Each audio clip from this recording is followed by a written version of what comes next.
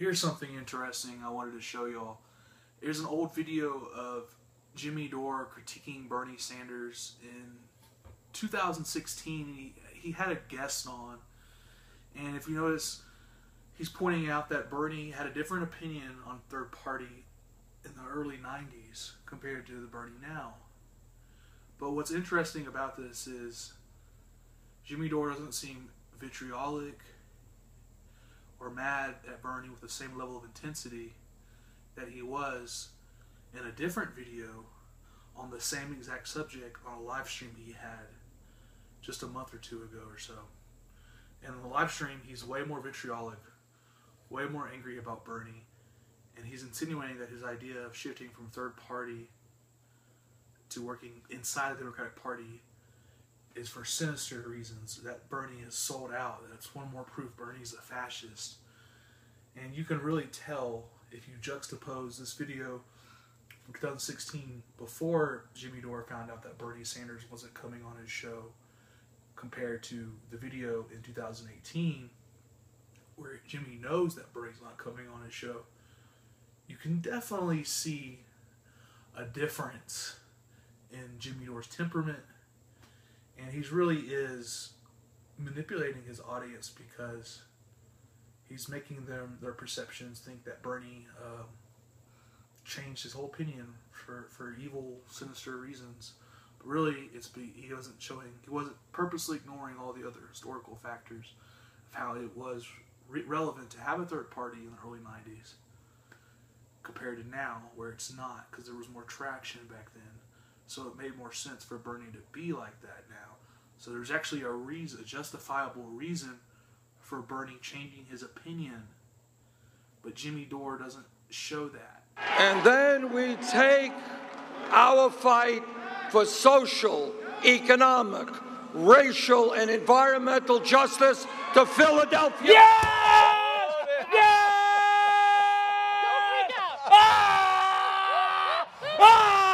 Fucking Philly, baby! We're going to fucking Philly! Yes! I fucking love this guy! We are fucking going to Philly! We are going to Philly! We are going to Philly! We are going to Philly! Yes! Talk about Bernie Sanders, we're talking about third parties, and I came across this speech. Bernie Sanders had this to say. Now, the thing that's remarkable about what he's saying here is he's saying this in 1991. Let's all take a listen. But in the beginning, this is what would happen. You had the Democratic candidate running for something and the Republican candidate. Historically, Vermont had been a Republican state, moderate Republican, not right-wing, and then Democrats. And then we had a third party. And what would happen is debate after debate, television program after television program, the progressive third party people would in fact get the best response from the audiences. And people would say, you know, you guys make a lot of sense. And then you go up to them and say, you're going to vote for us? And they say, oh, of course we're not going to vote for you. You can't win. You're going to vote for the Democrat. You're a much better candidate. Everything you're saying is true, but we can't waste our vote. Waste our vote was the expression. So if there's any term that drives me crazy, is this quote-unquote waste our vote. Now, my own view, and it has been my view for many, many years, is that what we need in this country is what Jackson calls a rainbow coalition. But it has to be done outside of the Democratic Party. He's saying this in 1990. This is before Bill Clinton completely sold out the Democratic Party. And people don't understand how much he did. Bill Clinton became a Republican and did things only Republicans could get done, like NAFTA, because what Bill Clinton did was split half the Democratic Party, because before, George Herbert Walker Bush couldn't get the Democrats in Congress to go along with NAFTA. Bill Clinton could. He's saying this before all that, before he deregulated Wall Street, before he deregulated the telecommunications industry. That's back when we still had 50 giant media companies. Now we have 6. Now we're going to have 5. There's a new merger. Yeah. There's a new merger coming. Nobody seems to be upset about it. Hey, what's that? No, that's not true. The other 4 companies are. Yeah, the other 4 companies. So we're going to have 5. So this is before all that. Let's see what else he has to say.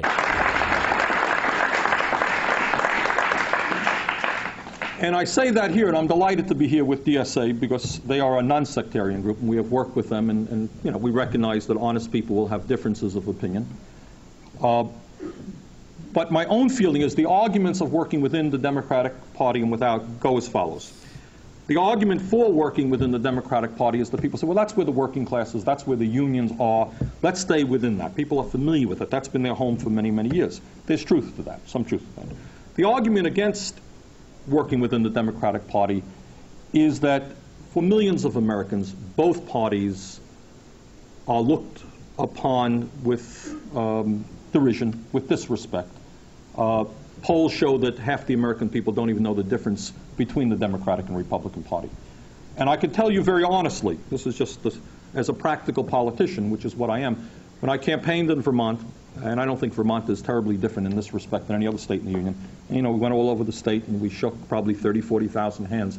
I don't think that more than a dozen times people came up to me and said, Bernie, I can't vote for you because I'm a really strong Democrat and I believe in the Democratic Party, or I'm a strong Republican and I believe in the Republican Party. They don't. I think what ends up happening is people don't see much of a choice. There's the option, you know, you got the Democrats, Republicans, sometimes this one's a little bit worse, sometimes this one's a little bit better. But I think that by standing up and telling the truth, that both parties are controlled by big money, which is clearly the case, that neither party, and I don't want to, and I should tell you, by the way, that within 1991, he's saying this. And imagine how much worse it's got with the Supreme Court making their decisions. Yes. This is back 1991. He's saying it, that the Democratic Party, both parties are bought by big money. This is before Bill Clinton. This is crazy. Congress and the Democrats, you have a lot of good people, and I'm not here to put them down, and you know their names, good people who year after year have fought the good fight. But I think that nationally, the party has, on issue after issue, sold out so many times that if you go before the people and say, hey, I'm a Democrat, you don't usually generate a lot of enthusiasm. You don't usually generate a lot of enthusiasm. So... Okay, so 1991, we're coming out of Reagan, we're coming out of Bush. George Herbert Walker Bush. We're coming, you know, the Iran-Contra stuff, a lot of criminal behavior in that administration. As a liberal, you are feeling, you know, Mondale was crushed, Dukakis was crushed. We've lost so much of Congress. I mean, Congress is still hanging in there, but it's chipping away. You can see this stuff happening, and so when Bill Clinton is elected, we partied like, I mean, it was the greatest thing ever because we had lived our lives under Reagan and Bush. We had 12 years of Republican rule. That was tough. That was a tough 12 years. And this is at a time. He's talking about stuff that we don't care about because we just want to win. We just want to win. We just want to win. Yeah. And yeah. That's where the Democrats are now. We want to win. We want to win. But what if we win with someone who is basically Republican? So what? You go back and you look at old opinion, pieces in newspapers, and you'll find every 4 years the exact arguments that are being made today being made since the 60s. Someone sent me one from 72, and I was reading it, and I was like, this is the you could just switch names. Really? It's the exact same thing. It's evil. This guy will destroy everything. It hasn't changed. The problem is like, when are the people voting for this going to say, we're destroying ourselves? Because right now, pragmatism looks like slow failure to me. Although it's quickening, isn't it? Yeah. But pragmatism isn't things are getting better slowly. It's actually things are getting worse slowly. Yes. Are they better for social issues? Sure. But what does social issues mean if your life is crumbling and you're living in a car? Yeah, so if I can now get gay married, but I can't afford health insurance. Right. That's what it is. Like, that's the choice you've made. I can now get gay married, but the housing market's going to crash and the banks are going to crash again. And by the way, I make less than 50% of all wage earners make less than $30,000 in America. And you know what? When Trump came, the social issues were so won by the Democrats So- that Republicans were now fighting over where trans people can shit. That's how much the social, it was done. It's done. They had the Supreme Court. They didn't reverse Roe versus Wade. They're not going They're never going to reverse Roe versus Wade. None of that's happening. That's not happening. All that's happening is they're putting in pro-business Supreme Court justices who are making it. If you go look at the statistics of when labor used to win versus when business used to win, it was like 50-50. Now I believe it's up to like 93% for business and 7% for. It is just a slaughter for pro-business in front of the Supreme Court. A slaughter. You are there, and you're watching it, and everything's falling apart, and you're like, we got to vote for that Supreme Court, really? That's why people say you have to vote for Hillary because of the Supreme Court. Even though there's this report out today from McClatchy that she was thinking of choosing a Republican to be their first Supreme Court nominee, just like Brock with Merrick Garland. That guy. Anyway, what guy? Well, that guy, yeah, he's not what we want. If you're someone from the left, you don't want that guy. No. Who wants that guy? No. And everyone just says, well, how are we going to get it by the? Just keep nominating. What's the difference? They didn't do it anyway. Just keep nominating. How did they get Make Scalia? them do it. How did they get Scalia? How did they get Scalia? Why can't we have a Scalia on the left? Why can't we have Cornel West? Well, they won't do it. Who cares if they won't do it? Shove it down their throats. John McCain just said last week that they're gonna block anybody she nominates. Did you see that? Yeah. And then of course he backtracked. But that's what they're gonna do. That's what they're gonna do. That's what they're doing right now. And then they're doing it right now. And then she will go, okay, I'll give you what you want, which is actually what I want. Yes. It's such a game, and the Supreme Court thing is just. I mean, and the mush-brained people who push that argument. It's just mush-brained thinking.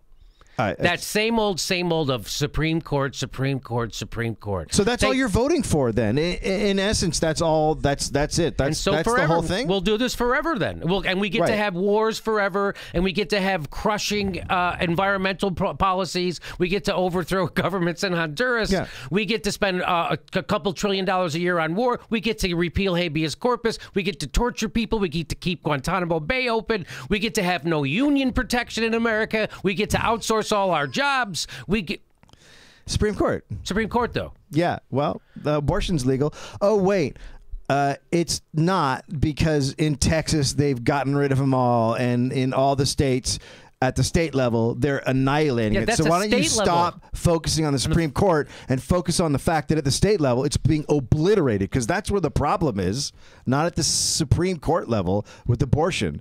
That drives me crazy when people bring that up, and I'm like, it's already, they did it, and they had control of it, and they didn't do it. Look at what's happening at the state level. So you're saying that the conservatives had control of the Supreme Court, and they didn't overturn Roe versus Wade. I'm with you.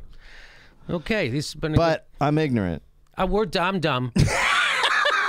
I don't know how things work, Jimmy. I'm fairy dusty. I just keep seeing everything falling apart, and I don't know. I just think we could have universal health care, but people say, how are you going to afford cheaper drugs?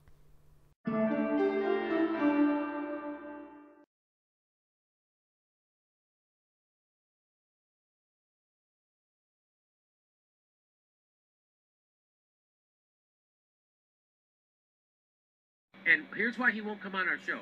So he's not coming.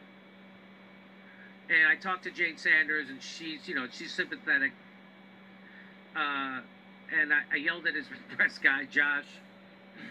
And I'm sure it's not his call.